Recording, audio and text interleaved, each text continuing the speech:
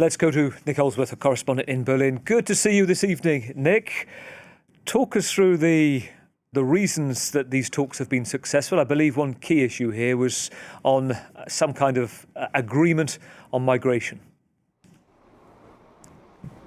Absolutely. I mean, the three key points that they've agreed to now go forward to substantive discussions on migration, public financing, the labour market and the economy. And on migration, Merz wants a tightening of border controls from day one, even though Germany is a member of Schengen.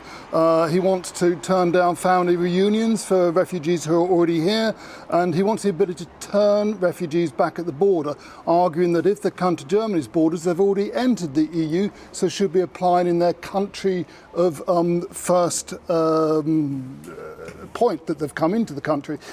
Now, that's an area which will be subject to minute dissection by EU lawyers because he may get into trouble over that. But he's basically agreed the outline with the Social Democrats.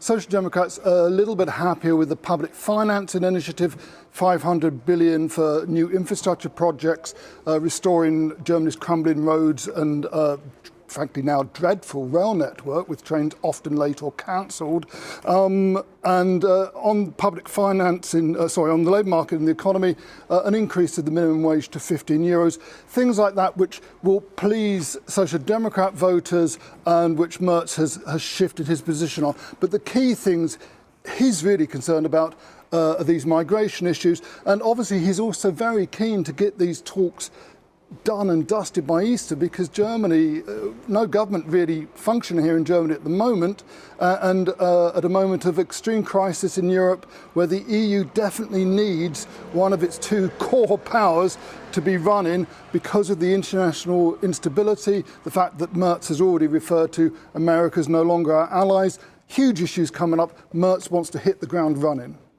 Two thoughts spring to mind, actually, Nick. Talk us through the next kind of steps that, for German politics, you know, how likely it is that an agreement could be reached before Easter, whether it's going to be within days, and also about who becomes within the, you know, the losing, the junior partner, the worst performance for the SD, who kind of replaces Olaf Scholz, who's in positioning for that as well.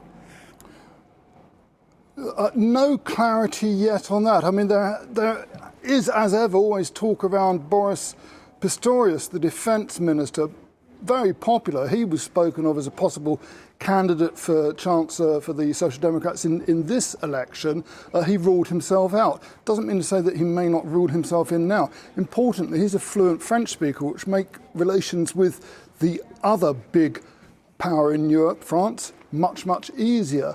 I think that, Merz is aiming to get this through by Easter. The fact that they've agreed so quickly, this founding document, if you like, we've agreed the discussion points, we now need to go into fine detail.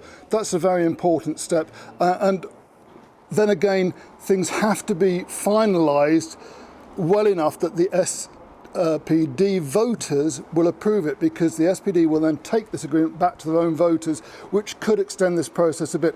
One issue is this wish to ease the debt brake, which is a constitutional requirement limiting the amount that the German government can borrow. If two-thirds of the Bundestag agrees with that, fine. If they don't, could be problems.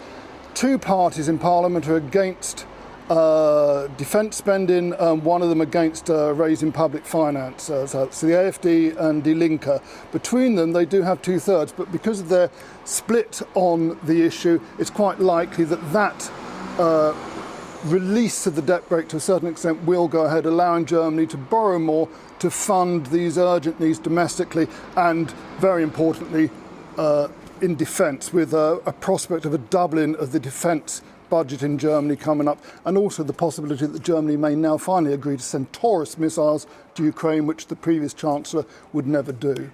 Which